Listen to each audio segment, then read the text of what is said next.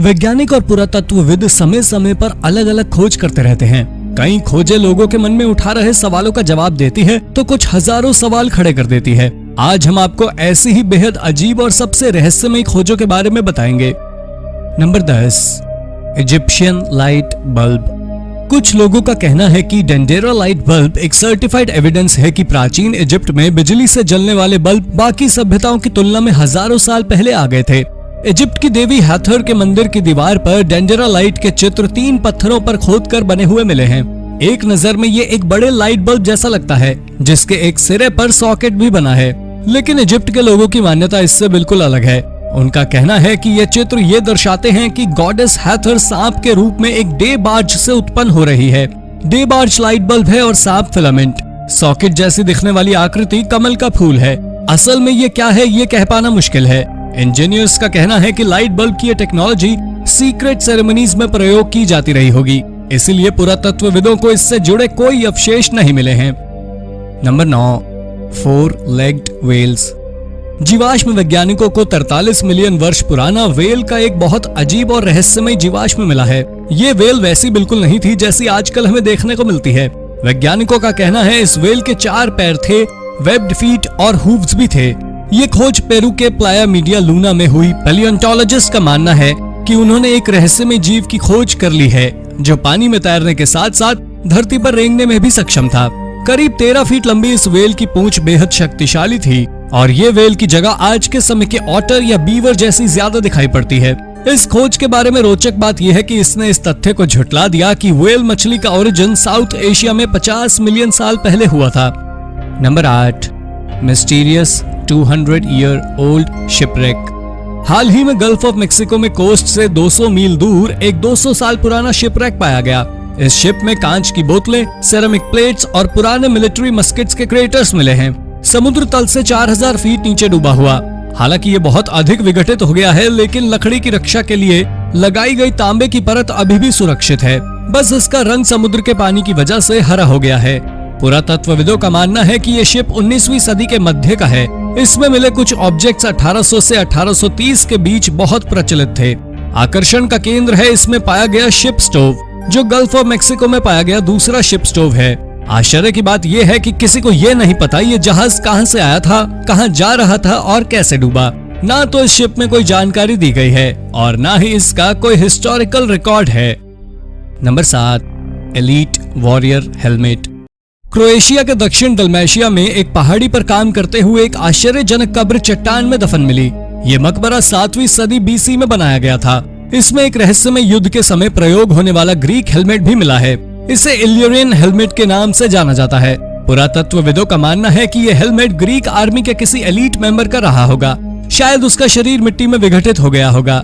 इल्यूरियन लोगों से पहले ये हेलमेट प्राचीन ग्रीक, स्किथियंस, एट्रूशियंस के द्वारा प्रयोग किया जाता था। इल्यूरियन बाल्कन पेनिनसुला में 6th सेंचुरी में रहा करते थे और 4th सेंचुरी के बाद से उन्होंने इस तरह के हेलमेट प्रयोग में लाना बंद कर दिया था। नंबर 6, फेस एम्बाल्मिंग रेसिपी। हाल ही में इजिप्ट से मिले एक 20 फीट लंबे पेपिरस को ट्रांसलेट करने के बाद रिसर्चर्स को प्राचीन इजिप्ट की उस एम्बाल्मिंग तकनीक के बारे में जानकारी मिली है जिसके बारे में पहले किसी को कुछ भी नहीं पता था। प्राचीन मेडिकल लेखों में पहले के समय में किसी मृत व्यक्ति के शरीर को दफन करने से पहले उसके शरीर को संरक्षित करने के लिए की जाने वाली एम्बाल्मिंग की पूरी प्रक्रिया विस्तार में लिखी गई थी। पेपिरस में मृत इंसान के चेहरे को मम्मी में परिवर्तित की प्रक्रिया भी लिखी हुई थी। पुरातत्व विभाग के लिए ये एक बड़ी खोज है, खासकर तब जब हमें ममिफिकेशन की तकनीक के बारे में कोई जानकारी नहीं थी। ऐसे में 3500 साल पहले लिखे गए पेपिरस बहुत महत्वपूर्ण आर्कियोलॉजिकल अवशेष हैं। Number 5, 480-year-old mystery. कुछ नई आर्कियोलॉजिकल खोजों की मदद से एक 480 साल पहले पाए जाने वाले एक जीव से जुड़ा रहस्य लगभग सुलझा ही लिया गया है। हाल ही में मोरक्को में पैलियोंटोलॉजिस्ट को स्टाइलोफोरेंस नाम के एक जीव का फॉसिल मिला है। यह जीव इतना अजीब दिखता है कि धरती पर पाए जाने वाले किसी भी अन्य जीव से इसकी तुलना करना असंभव है। इस समतल दिखने वाले जीव का शरीर एक कवच से ढका हुआ था। इसके एक लंबा हाथ इसके एक शरीर को पोक कर रहा था। आखिर ये क्या बला थी? 150 सालों से ये बात वैज्ञानिकों के लिए भी रहस्य बनी हुई थी कि इवोल्यूशन के बाद ये जीव किस जीव में परिवर्तित हुए। इससे पहले स्टाइलोफोरेंस के जो अवशेष मिले हैं उनमें सॉफ्ट टिश्यू नहीं थे, लेकिन हाल ही में सहारा मरुस्थल में इस जीव के कुछ सॉफ्ट टिश्यू वाले फॉसिल मिले हैं जिसकी वजह से वैज्ञानिकों के लिए उसकी एनाटॉमी कर पाना आसान हो गया और 480 साल पुराना रहस्य सुलझ गया। अब हम जानते हैं कि stylophorans, echinoderms, sea cucumber, starfish और ब्रिटल स्टार आदि जीवों के पूर्वज थे। नंबर 4, मिस्टीरियस वाइकिंग बरियल क्लोथ्स। हाल ही में बेहद अजीब और रहस्यमय वाइकिंग क्लोथ्स पाए गए हैं। इन पर एक प्रकार की अरबी भाषा में कुछ लिखा हुआ है। इससे पता चलता है कि 9वीं से 11वीं सदी में रिसर्चर की कल्पना से बिल्कुल विपरीत वाइकिंग सिपाही इस्लामिक लोगों से काफी संपर्क में थे। इन कपड़ों पर अल्लाह शब्द लिखा हुआ था, लेकिन सोचने वाली बात यह है कि वाइकिंग बोट कब्र से मिले इन कपड़ों पर अल्लाह शब्द क्यों लिखा हुआ था। कुछ विशेषज्ञों का कहना है कि वाइकिंग समाज में भी कुछ लोग मुस्लिम थे। शायद कुछ लोगों ने सीक्रेटली इस्लाम को मानना शुरू कर दिया था। ये रोचक इसलिए भी है क्योंकि इससे पहले मिले अवशेषों से पता चला था कि कुछ वाइकिंग लोग पर्शियन ओरिजिन के थे, यहाँ तक कि उनके कपड़े भी पर्शिया और चीन से आते थे। लेकिन इस नई खोज ने फिर से पहले के तथ्यों को संदेहास्पद बना दिया है। Number 3, the land of dead fire. Jordan में सैकड़ों प्राचीन पत्थरों की कब्रों की खोज की गई। ये कब्रें विशाल चपटी चट्टानों से बनी हैं। ये साइट जॉर्डन के एक रेगिस्तान क्षेत्र में है जो कि इतना बंजर है कि एक शुरुआती खोजकर्ता ने इसे लैंड ऑफ डेड फायर का नाम दिया। इसकी जलवायु अब असुविधाजनक है और बहुत कम लोग वहाँ रहते हैं। पत्थरों से ढकी कब्रों को क्रेन्स कहा जाता है, जबकि जो ज्यादा कॉम्प्लेक्स है उन्हें टावर टूम कहा जाता है। ये मकबरे उन्हीं प्राचीन सभ्यताओं के नजदीक है जहाँ पहले नोमैडिक लोग रहा करते थे। हालांकि अधिकांश मकबरों को टूम रॉबर्स द्वारा नष्ट कर दिया गया था। फिर भी पुरातत्वविदों ने उनमें से कुछ को रिकवर कर लिया है, जिससे मिली जानकारी के अनुसार 4000 साल पहले इन कब्रिस्तानों का प्रयोग बंद हो चुका था, जो इस समय में इस सभ्यता का नष्ट होना दर्शाता है। अभी भी ये बताना मुश्किल है कि यहाँ रहने वाले लोग कौन थे और वो ऐसी वीरान जगह क्यों रहा करते थे और फिर इसे छोड़ क्यों गए। Number 2, Roman board game.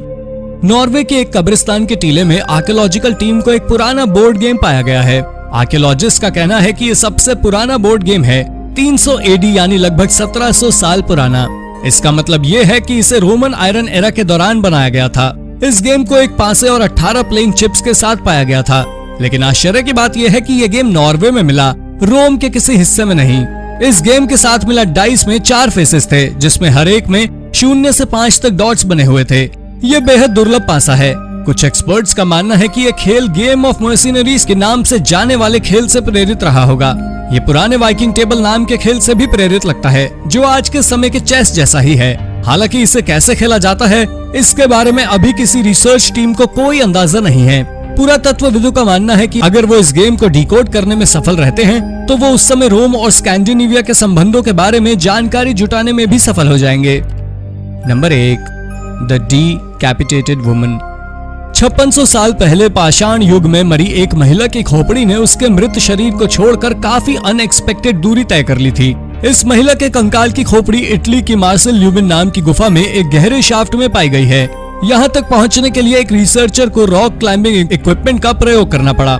इसलिए ये एक बड़ा प्रश्न है कि ये स्कल वहाँ पहुँचा कैसे, जबकि कोई अन्य मानवीय अवशेष वहाँ पर नहीं है। आर्कियोलॉजिस्ट का कहना है कि जब महिला की मौत हुई तब उसे उसकी कम्युनिटी के लोगों ने उसका बहिष्कार कर दिया था। एक और थ्योरी ये कहती है कि शायद उसका सिर तूफान, भूस्खलन जैसे एनवायरमेंटल फोर्सेस की वजह से उसके धड़ से अलग हो गया होगा और फिर नीचे गिरकर इस जगह आ गया होगा।